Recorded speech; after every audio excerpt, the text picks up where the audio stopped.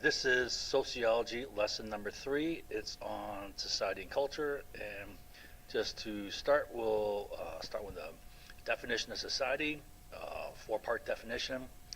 First, a society is a group of people who, 1, live in a certain territory, 2, are subject to a common political authority, 3, have a common identity or culture, and 4, have established patterns of social interaction. And recall that the definition of sociology is the study of human social interaction on different levels, micro, meso, and macro scales. All right, so to better show this, I'll show you a diagram here. Okay, so again, definition of society, a group of people who live in a certain territory. Well, here's our territory, the United States. So this is our society. Right, continental United States, there's Alaska up north, Hawaii out in the Pacific Ocean. That's our territory. We're subject to a common political authority. Now there's all sorts of levels of political authority, from local municipalities to counties to state. But as far as the overall society, central political authorities, the federal government in Washington, D.C., right around there somewhere. Societies have a common culture or identity. You could say that U.S. kind of has a somewhat, uniform culture, a dominant overall culture, although it varies from region to region. The culture, even though there's variation. For example, there's the Texas culture, maybe a little bit different than, let's say, Boston or from Florida. Florida may have like a lot of Cuban, Hispanic influence, whatever, right? All right, so there's differences, but overall, you can say there's an overall, primary culture, same language, similar styles of dress, roughly, so forth, right? Mannerisms and whatnot. Okay. Now there's also established patterns of social interaction.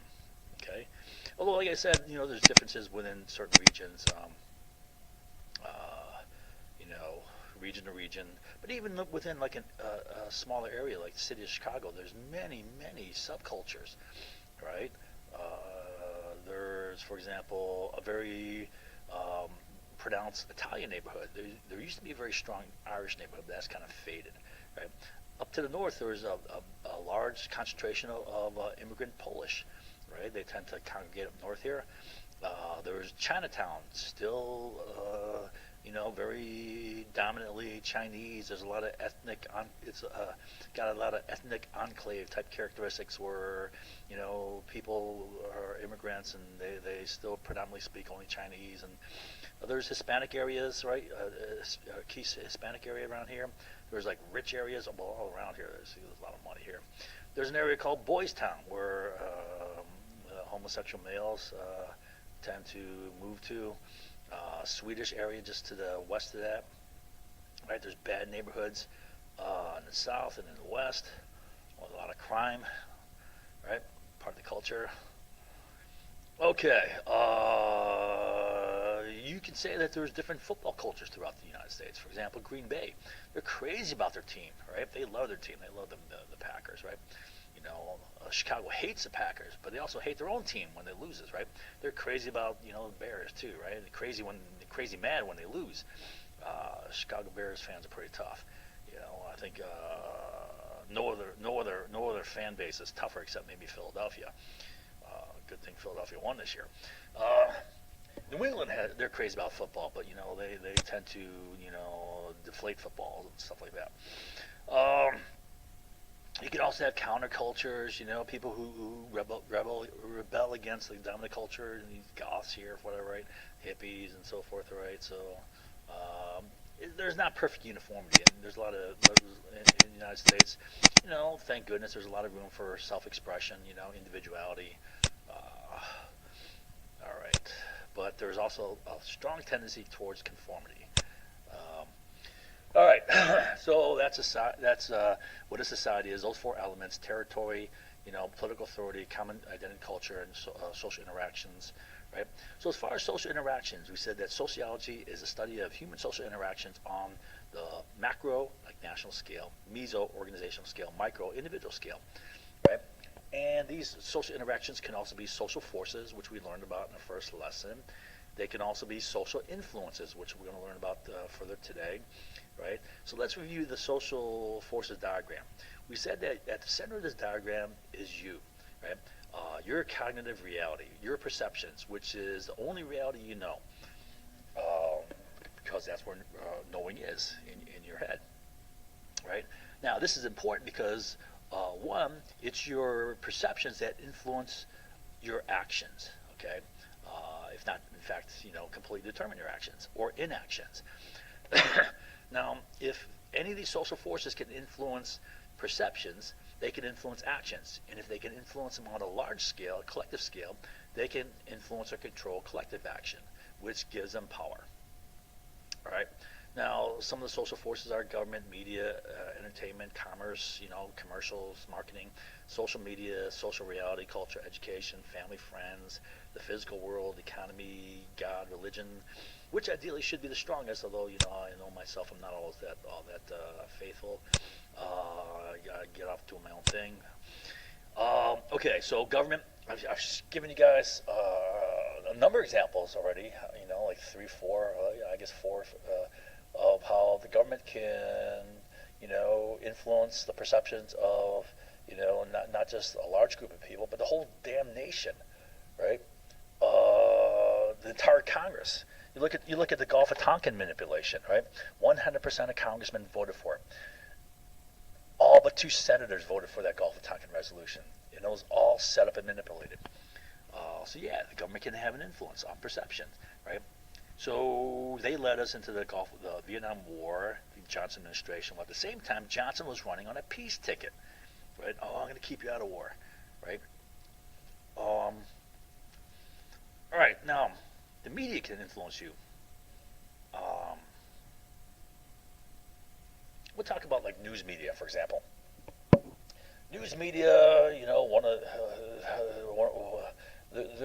they're a key way they influence you is they're the gatekeepers of information, right? They control what stories you're exposed to and what stories you're not exposed to, which can have a huge impact on perceptions. And for each story that they show you, they control the information and they show you and what information they don't show you, right? And so they can thus shape your reality, the way you perceive things, right? And going further, you have extreme network news like Fox News, who spin things like crazy. There's a show which they say, I forget what it is, the no spin zone or something like that. Well, that's almost comical coming from Fox News, who spins stories, so dishonestly, so extremely distorted. And the government can also influence the media, right? Unfortunately, there's cases where the media can influence government. For example, we know our president, Donald Trump.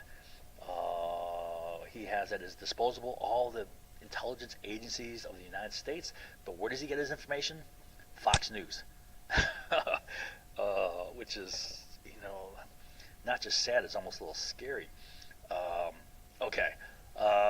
Establishment, or entertainment.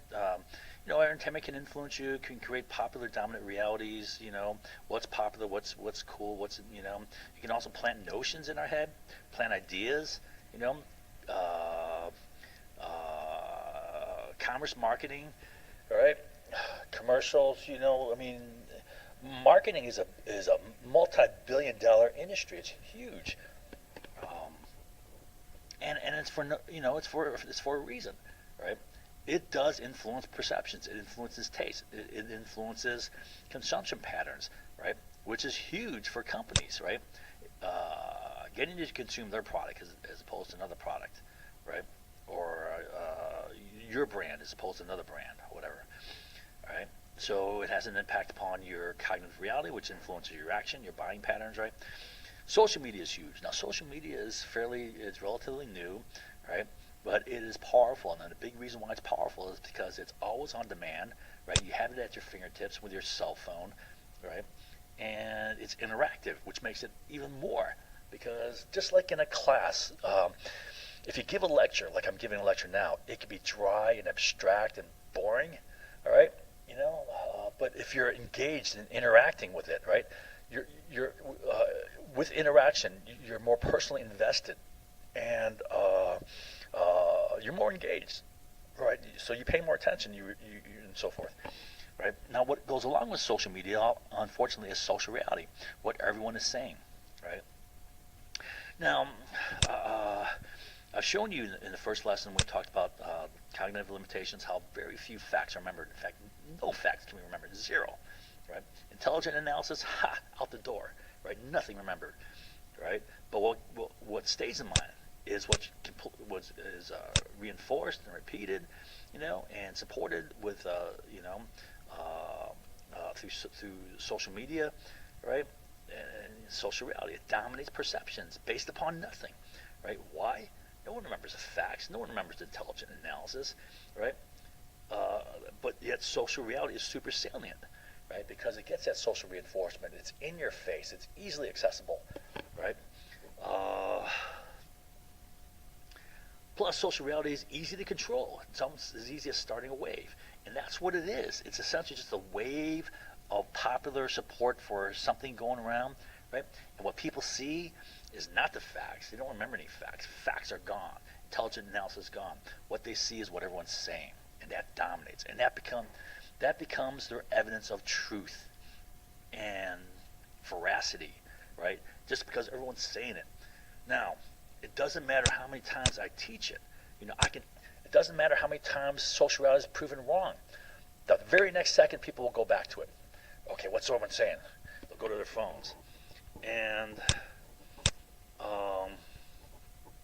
it's almost like a sickness.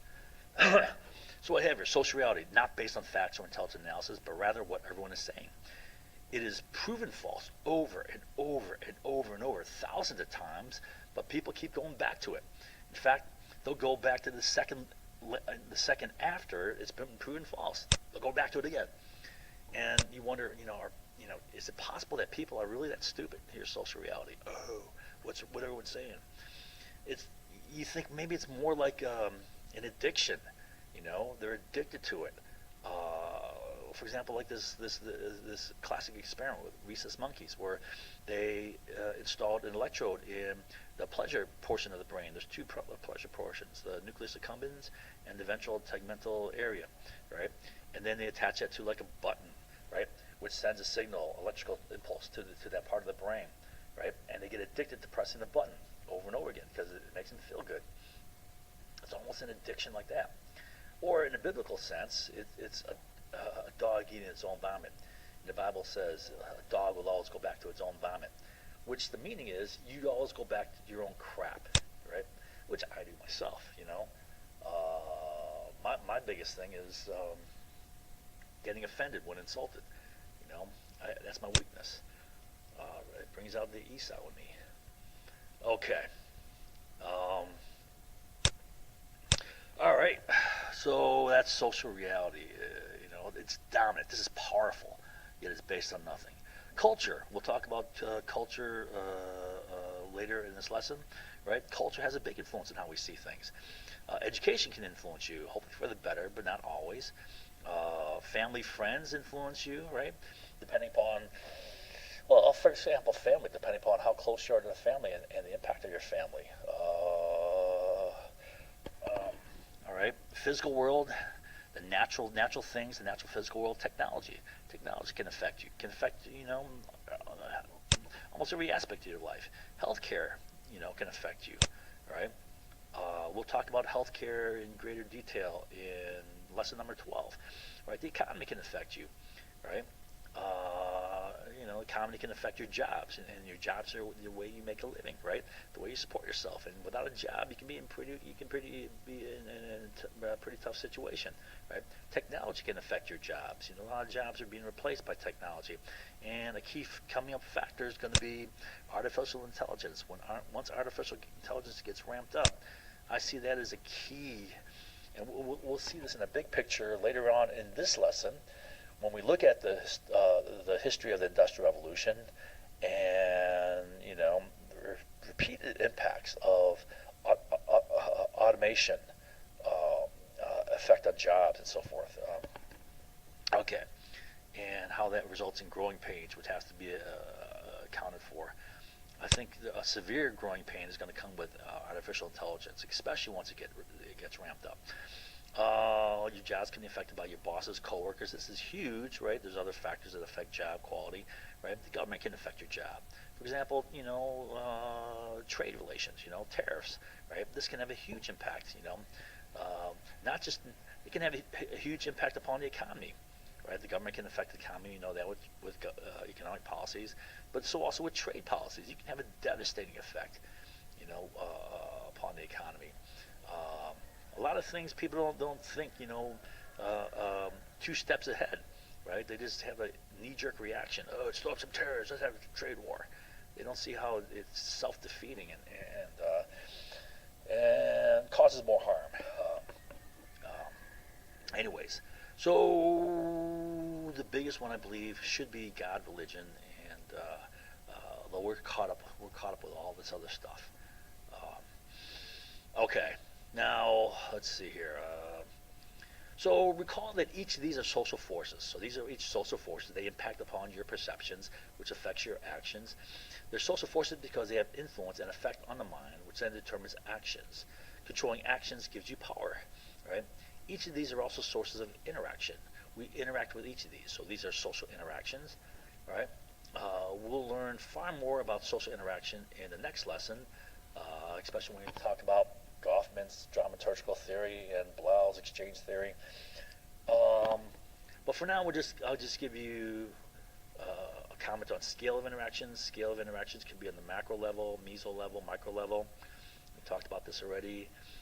Some examples of interactions are communication is an interaction, cooperation, exchange of whatever, exchange of goods, exchange of information, exchange of affection, exchange of, just about anything, right? Competition, opposition. In fact, that's the purpose of freedom of speech, First Amendment, source of political opposition. Protecting political opposition, obedience, disobedience, support, dependence, interdependence. We talked about interdependence when we talked about organic solidarity, part of Durkheim, and also functionalism, right? And that arising from specialization, right? Resulting in division of labor, resulting in comparative advantage, and also interdependence. Okay. Independence. Independent thinker. Most people think they're independent thinkers. All right. They don't, realize to what extent most people are followers of the popular thing going around.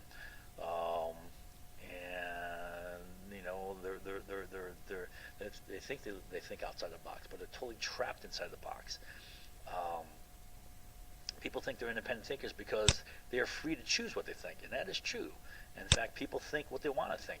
They believe what they want to believe. But at the same time, they don't realize the extent to which they're influenced, and they're really not independent thinkers. So that gets to the influence here. It's another type of social interaction, influence, right? You can say each of these can be influences. And there's 2 broad categories of influence. You have internal influence and external influence. Internal is affecting your perceptions, your beliefs, your values, right? And that controls actions or behavior, which gives you power, right? External is using external coercion in some way, force, arm twisting, leverage, laws, torture. Torture is an actual a method of external influence. Economic sanctions, okay? Each of these can influence control behavior, but the most effective means is not external, right? If you try to force someone, you can get a lot of resistance. You get the least amount of effort, the minimum effort. You can get sabotage. You can get opposition. You can get civil war, conflict, whatever, right? It can backfire on you. But if you make people true believers, then they go all out, especially if they're super motivated in some way, right? Some driving motivation, right? They go all out. And if you line up their desires with what's going to benefit you, that gives you a lot of power. All right.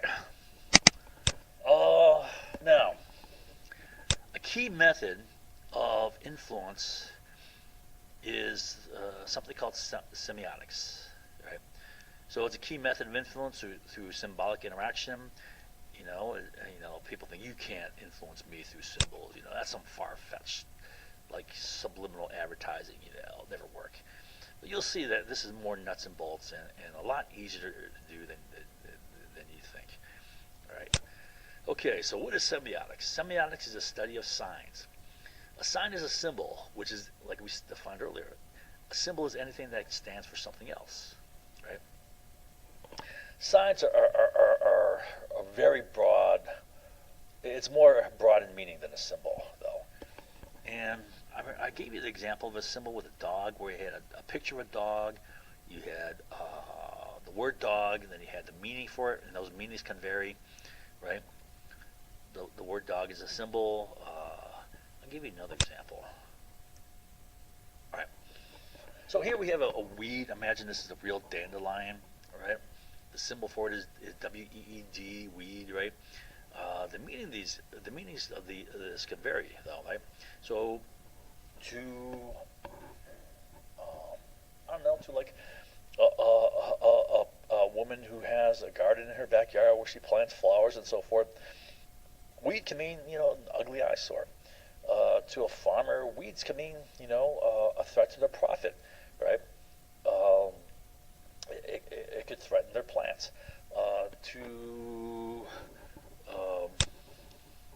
To someone from Colorado or to these hippies up here, weed can mean marijuana.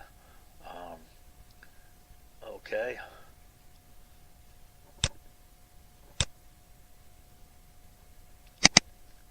I'm not being prejudiced against people from Colorado. I'm just kind of joking. Okay. Now, so a sign could be, it could be anything. It could be a street sign, a gang sign, language, words, or signs, body language, a powerful image, right?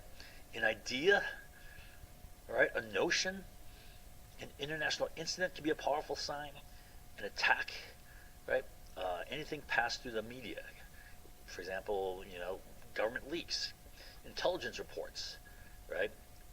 That can impact upon your perceptions. So the key to signs are they are used to signify, right? And by signifying, what that means is conveying meaning into our heads. So the signs are the means in which things are gotten into our heads, and that has huge importance, right? So signs are the means by which things are gotten into our heads, affecting our cognitive reality. To influence, control perceptions, right? The purpose of that, which is the only reality we know. So that affects our perceived reality, right? And everyone thinks they know reality, but really the only reality they know is the reality that's in their head. That then determines actions. So that reality in your head determines your actions, your behavior. Umberto Eco said, now Umberto Eco was an Italian guy who was like one of the leading, academics, I guess, in semiotics. And he said in the first page of his book, roughly the first page, I read his book, semiotics is a study of lies, because anything that can be used to tell the truth can be used to tell a lie, right? So semiotics is a study of lies. That's just great, right? Now, Umberto Eco is popularly known, I think, more popularly known, if he's known at all, for a movie he wrote, the script for a movie. I think it was a play at first, but it's called The Name of the Rose. And I'm not going to get into it, but there's a lot of clever understanding of meaning here. I'm not going to get into all the details of that. But it shows he understands the nature of signifying and controlling perception. Can the government, media, entertainment industry plant signs, signals, images in our head? Well, we've seen it, in the Gulf of Tonkin. Yeah, we can plant signals, right? In fact, they wanted signals. Incidents, histories, ideas, notions in our heads, right? Is that possible? Well, it's more than just possible. It's not that hard, right? So one method of lying is planting of trees. We'll talk about it down here. Right. Before we do that, I want to introduce a concept called Trojan horse. All right. Okay, so a Trojan horse. A lot of people know the whole story about. I guess it was Spartan. Well, not Spartans. It was Athenians. Anyways, it was Greeks who were at war with Troy, and they did like a tactical retreat, but they left behind a wooden horse as whatever peace offering or something like that, right? And inside the horse, they had hidden men, right, who would open the gates once they got inside. Anyways, is it real or is it myth? A lot of people in my classes think, oh, that really happened, right? I mean, come on, I can't imagine that really happening. It's so ridiculous, that anyone would fall for that. No one. I don't know. At least not everyone can be that stupid to fall for that. If it were me and that really happened, I'd immediately suspect something. Right? I'd suspect a trick, and I'd be very cautious about bringing it in, and I'd immediately light it on fire and see what happens. I'd burn it down. Anyways, so now just as a little bit of levity, I want to talk about The Simpsons, an episode of The Simpsons that covered the Trojan horse thing. And in this episode, Lisa had to do a report on the Trojan Wars or the thing, and then Homer said, oh, I'll help you. He offers his help, right? And the whole rest of the episode is basically Homer's story of the Trojan horse thing, right? So they build a horse, and then they wheel it all up. They wheel it up to the edge of the castle, right, the edge of the fortress, and they yell up to the guys in the on the top of the wall. Hey, you guys want a big wooden horse? And it pauses for a second, and it goes, or any other assorted wooden animals? And then the camera pans back behind them, and then there's like a wooden bunny and a wooden gopher and a wooden duck or all sorts of goofy stuff. And then the guys on the fort wall said, "Yeah, we'll take the horse. Bring it on in." So they bring it in, and then at night, the guys jump out and they open the gates, and the whole army rushes in, and they win the war. All right. Now, the very last line of the episode, I think it was Moe's character. They're all dressed up like Roman soldiers, right, with the metal helmet and the mohawk tassels that run down the middle of the Roman helmets, right, the red tassels.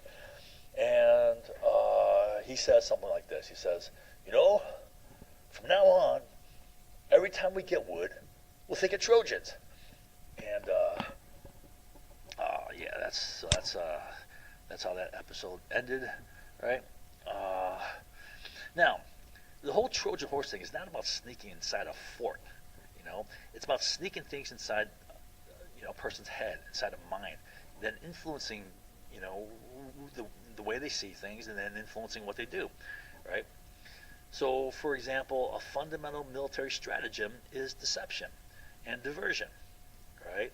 It's used all the time. So I'll give you an example of some two real examples of Trojan horses that were done back to back.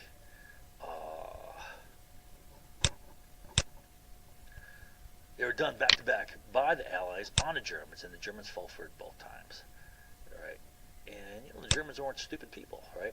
So the German military, intelligence were not stupid people, and it worked anyways. So the first one was called Operation Mincemeat, and it occurred in 1943, right? And it surrounded the invasion of Sicily, right? And the background is, a key battle front in 1942 was North Africa. North Africa was important because the Germans were since June of 1941, they started Operation Barbarossa, heading into the Soviet Union, attacking the Soviet Union, and a key target for acquisition was the Soviet oil, which was centered at Baku on the Caspian. Well, here's the Black Sea here, Caspian's right here, Baku is roughly right around here. Okay, right. Now, what's right below Baku? Iran. What's just to the west of Iran? Iraq. All right, what's below Iraq? Saudi Arabia. So this is all of Middle East oil. All right. So if Germany, I mean, this was the key strategic problem. This was the key strategic nightmare. If Germany could get control of all Middle East oil, Soviet oil, right, Middle East oil, they'd have a distinct advantage industrially, commercially, and as a consequence, militarily. All right, so so one route was through the north, and the other route was through, North Africa, through Middle East, through Sinai, and so forth, right? Um, Now that battle ended in May 1943 successfully. U.S. landed in I guess around Morocco. That's Operation Torch, November 1942, and we helped the British. British were there fighting already. The Germans and the Italians, although the Italians weren't much of a factor. It was primarily Germans, right? And so by May 1943, that battle was won. So the next logical step was to invade Europe, right? And according to what Winston Churchill said, we have to invade through the soft underbelly first, right? Instead of the direct assault in Northern Europe, right? And so in July 1943, they wanted to land in Sicily.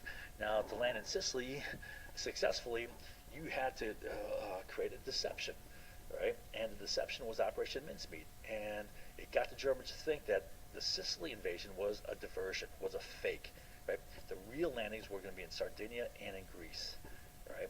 So to get this deception, to plant this in their mind, right? To get that Rome Trojan horse in their mind, they created a deception which they took this fella here who died of some sort of natural illness. He was, I think, like a homeless person, right?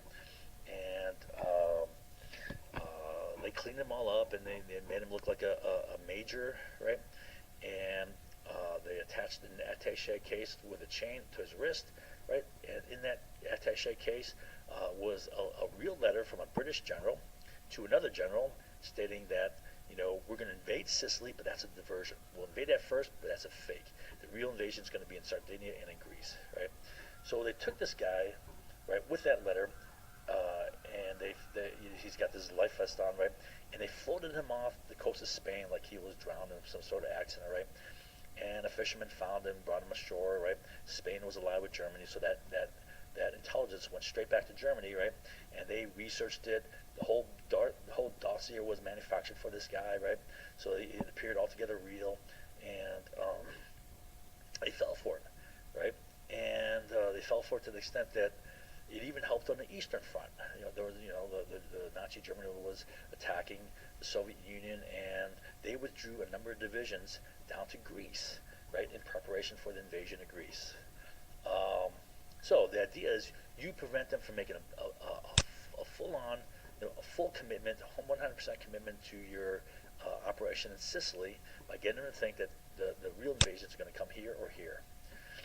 All right, now, so that worked, right? Planted that Trojan horse in their head. Now, another one was Operation Fortitude, which was the deception to get the Germans to think that instead of the main invasion being at Normandy, which is that flat section right there, there's Cherbourg up there, right? It's going to come at Calais, the closest point across for the English Channel from England, and Norway, right? And this is a more elaborate deception. It involved things like they manufactured a fake, huge military force, American military force called the 1st U.S. Army Group, led by General Patton. So he was actually the leader of it, but this whole army force didn't exist. And his staff, him and his staff, right? And to carry out this deception, they used physical deception, right? So they made all these fake landing craft. They made all these fake tanks. These are inflatable rubber tanks, all right? And you see 4 guys carrying it like that, right? And they were tethered down with lines and so forth, right, to keep them from blowing away. Fake aircraft, right? They made it look like there's a huge buildup of military forces, weapons, resources and so forth. And to further facilitate the deception, they had all the fake radio traffic of a real huge army. You know, all the sick reports, all the requisition requests, all the orders being transmitted. You know, on and on and on. All the administrative stuff going back and forth, right? And it was almost like a radio program, an elaborate, well thought out radio program, like Orson Welles, that whole what was that invasion, from outer space. And then they had leaks through diplomatic channels. They did leaks, like it's still done today. They captured German spies, and the penalty for spying is execution. So they got these German spies to turn double agents, right? And they passed back false information back to Germany. Then they had bombing campaign, right? So in preparation for an invasion, you have to prepare prevention of quick reinforcement, right? The fastest reinforcement is not through roads, it's through rail, right? If you want to take a large, at least back then, right? Rail. Airlift was limited, especially for armored vehicles. Anyway, so what they did is all around Normandy, right? They bombed roads, they bombed railways, and they bombed bridges. It turned out that railways and roads were fairly easy to repair, right? But bridges were troublesome, right? They're hard to repair.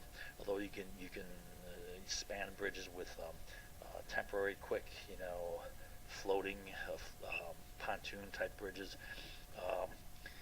And they did that not only around Normandy, but just as much around Calais up here. Okay, so it got them to think, well, Calais is going to be a target. And this was super effective.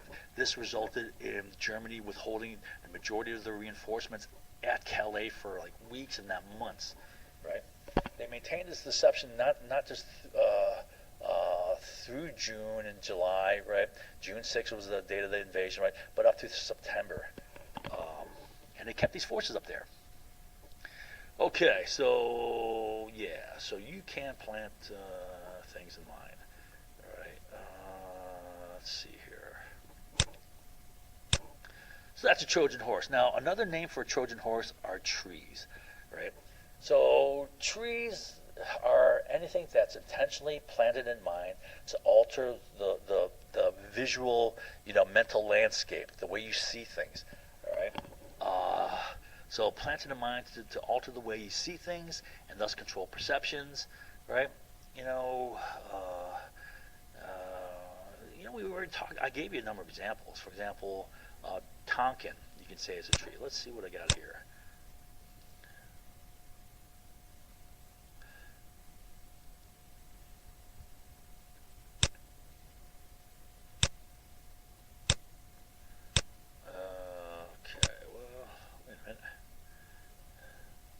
Okay, Gulf of Tonkin is an example, right? Each of these threat signals can be considered trees, planted in mind, right? So they're expecting an attack. They're expecting an invasion, right? They're intentionally designed to get them to think. Remember, he said on this day right here, threat signals. That George Bundy said that the key reason why the Soviets reacted and put missiles in there was because of the threat signals that were sent. Can we send any threat signals like that? Right, to the North Vietnamese, and then he comes up with a 30-day plan, which is a whole list of threat signals. The first, they're supposed to kick off with mid-June, and sure enough, they have a batch of threat signals mid-June. Then mid-July, they have another tight batch of them, right? Then they have actual attacks, right? Those are key, signals being sent, signs being sent to alter the way you perceive things, right? So they're fully expecting an attack, and then we attack, right? And then we send the U.S. ship right to where they attacked, and then there's an incident. So we manufactured an incident, manufactured a dramatic event, and that dramatic event was a signal, a sign to the American public and to Congress. And it got Congress to vote for a congressional resolution. 100% of congressmen. It was so effective. Yeah. So, these things work. All right. Let's see here. okay, um, so 9/11. Well, the Bush invasion of Iraq to get that resolution. They said they had a meticulously planned strategy, right? They took the attack by Al Qaeda, right, and all the horror and fear, and just anger that that fired up based on this, right? They took that and they planted misleading association with Iraq. Then they connected a bait and switch, right? Then they used all the stuff is reactivated mind around the anniversary of 9/11. Then they had a big fear campaign timed with that, right? And they put the resolution vote right before the congressional recess, right, where Congress leaves, to go back home to do the last minute campaigning to win the election, right? And they use the election as the leverage, right, to get people to vote for this. Because if they, in this toxic fear environment, right, they manufactured all this fear using the fear of 9/11, then compounding it with, the fear of even worse horrors, right, if they had weapons of mass destruction like nuclear weapons, right, and you're building in the public mind the reality of this when it was all fake, right. And then you say that we need this resolution to keep us safe, right? You vote against that, you're dead meat. You just committed political suicide. So, yeah, they planted this in people's heads, right?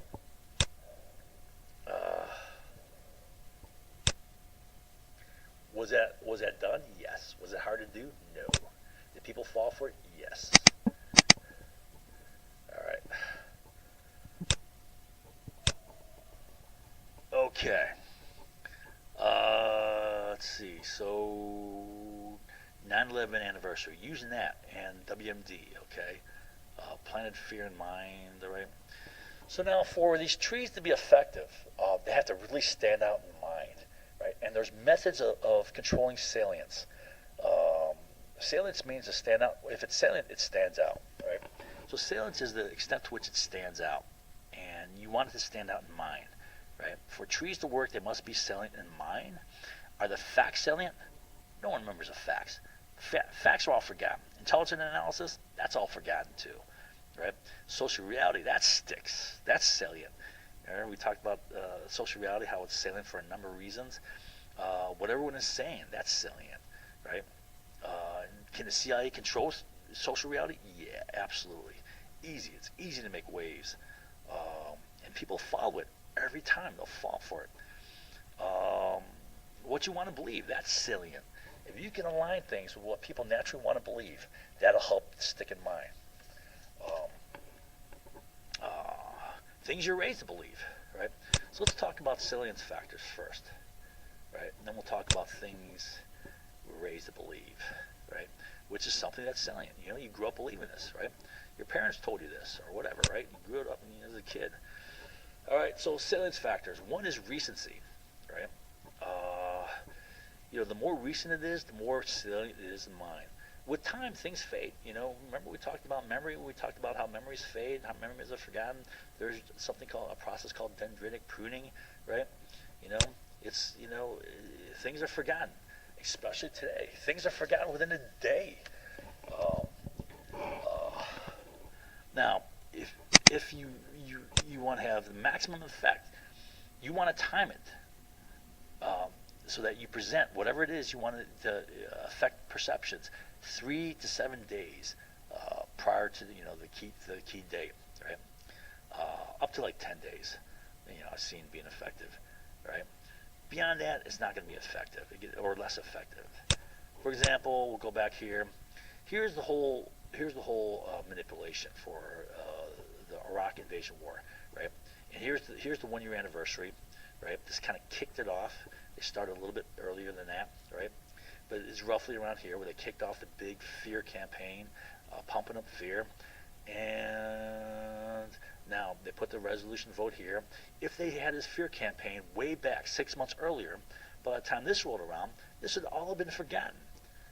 It had to be right before, right up to the final day. Fear, fear, fear, fear, fear. Then get the vote. And so you see that the fear campaign is timed with the congressional resolution vote. All right. So that's an example of salience.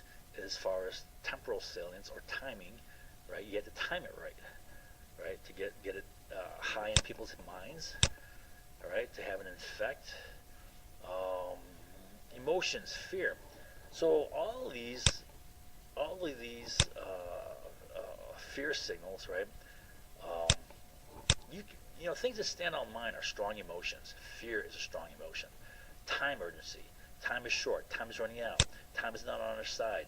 You know, shortly, you know, Saddam Hussein's going to have a huge arsenal. Then there's nothing we can do after he has it, right? Huge arsenal of nuclear weapons. All right. You know, it sounds scary, but never existed. Hate works. You know, hate's a great way of, you know, creating discrediting a person. Build up hate for a person. Shock. Use shock. You know, horror. You know, surprise. Humor is great. You know, funny things stick far more than dry abstract facts, right? Especially if it's sophisticated, complex, abstract, you know, analysis, that's not going to stick, right? That's going to be gone in a second, right? But if it's a funny joke, that will stick, especially if everyone's repeating it and saying it.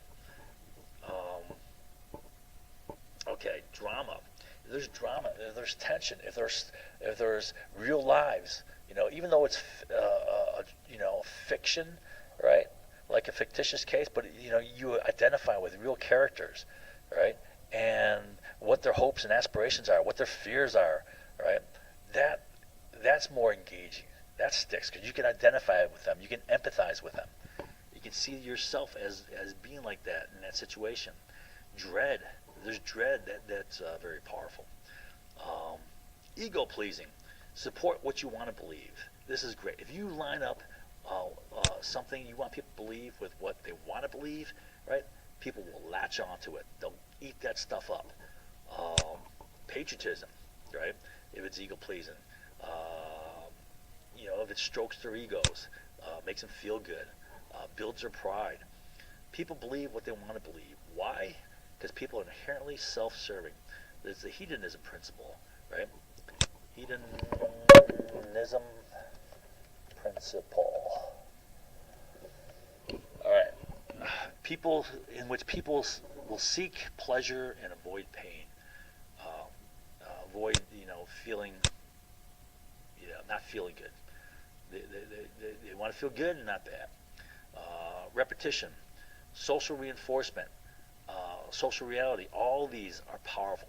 Social repetition and social reinforcement are huge, right? You repeat it over and over again, but you get that reinforcement. This is even more powerful. Social reinforcement. You can sequence trees. You can have each of these. So you plant multiple trees, and each of them are mutually confirming, mutually supporting. They build, or they can steer you off. They can be leading. You know, if this is where you start and this is the truth you go to, right? So there's a straight, let's say there's a straight arrow to the truth.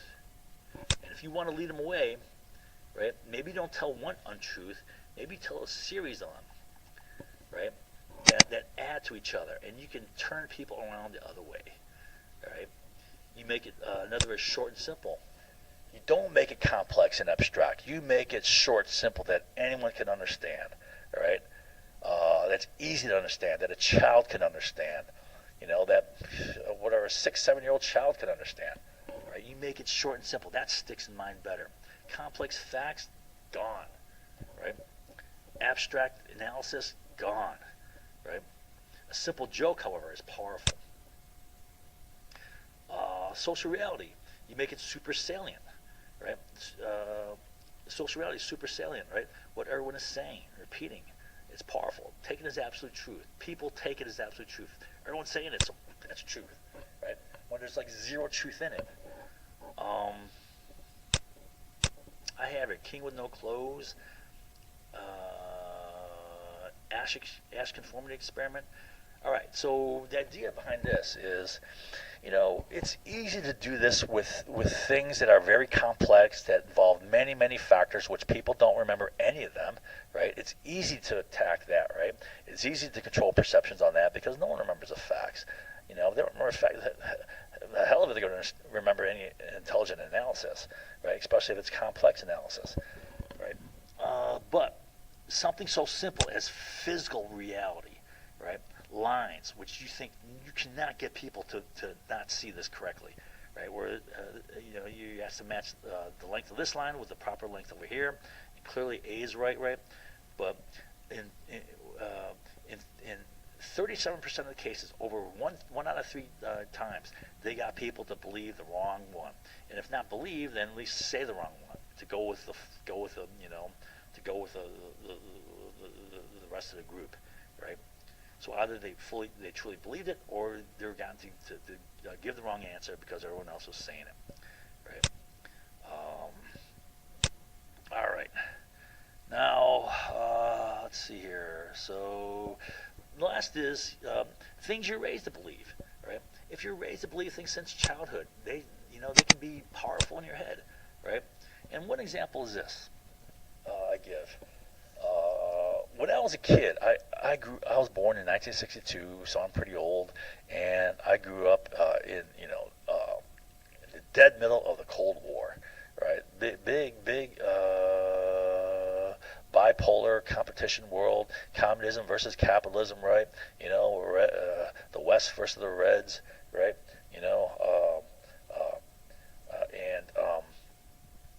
And growing up in this, we were taught, and it was like axiomatic. It was unquestionable that the Soviet Union was a huge, immense military threat that had to be feared, right? So, when I was a kid, we were told that the Soviets are this gigantic military threat. Now, by the time I was in a naval academy, I came to see that as a total farce, right? Thinking, man, we're just being told this story, right? The more I learned and understood, about military capabilities, right, the more I saw this as a farce, right? And I didn't write an analysis on this until after I got out of the Navy, and I took a course in political science my first semester after I got out of the Navy, and I wrote this paper on the fallacy of the Soviet military threat, and it was a multifaceted analysis, largely based on sociological analysis, but also on military hardware, the military force acquisition, nature, the conscription, and at the time it was a 6-year conscription. But the main thing, and also historical effectiveness of Russian military, right? Even Soviet military. Up through at that time, I guess was relevant was their failure in Afghanistan, right? And as far as historical analysis, going back to the Crimean War, right? They had a huge pattern of military ineffectiveness, right? Including a lot of high-level desertions. And the only war you can say they were really effective was World War II. And it makes sense why, because they're facing genocide of Nazi Germany. So, but a key thing was looking at their country, looking at their social makeup, looking at their national makeup, looking at the fact that they have there's no uniform language. There's multiple languages. There's multiple cultures. There's multiple ethnicities. There's multiple pockets of national aspiration. All right. There were strong, what are called particularist forces that were threatened to blow it apart, right? Or another term for that is centrifugal forces that threaten to spin it apart, right? And historically, just like in World War One, you create a bad military situation, right? That is fuel for revolution, right?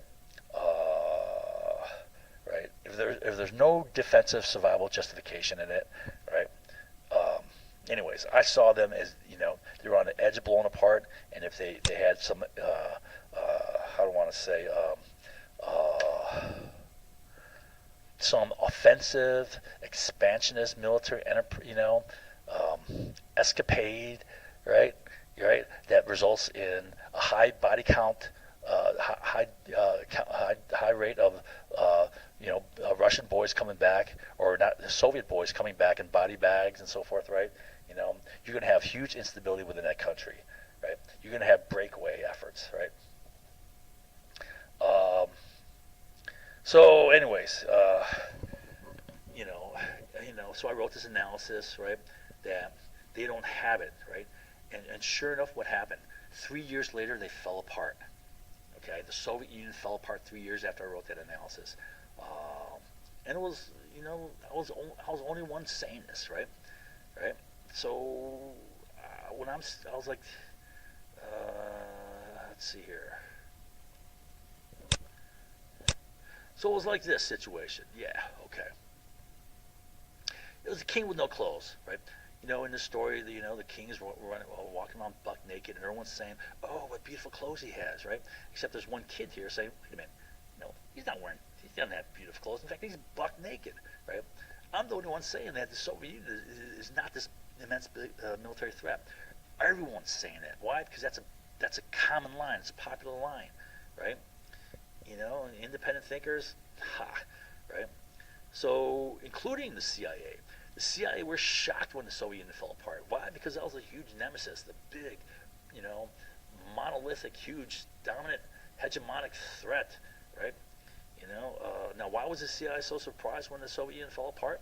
Social reality, yeah. Groupthink, yeah.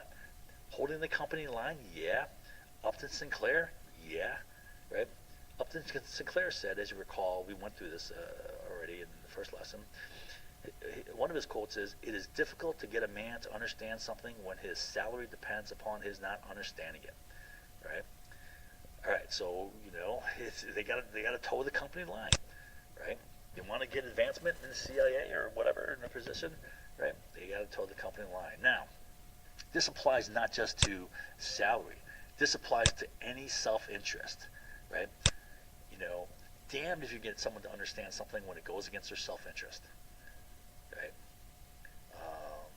People believe what they want to believe. It's human nature.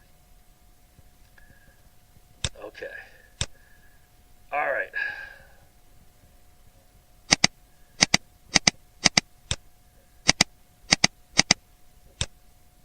So now, let's see here. When I was doing my research, when I was doing writing my thesis, graduate thesis, I identified 47 types of trees, 47 categories of trees. Two of them were these, detonators and history. I'll just give you a sample here. We'll talk about histories in a little bit, but we'll first start off with detonators, but that'll be the next lesson. I'll take a pause right now. So we'll pick it up with detonators as a type of tree, a type of thing planted in our heads to alter the way we see things and then to influence actions, to control actions, and thus get power.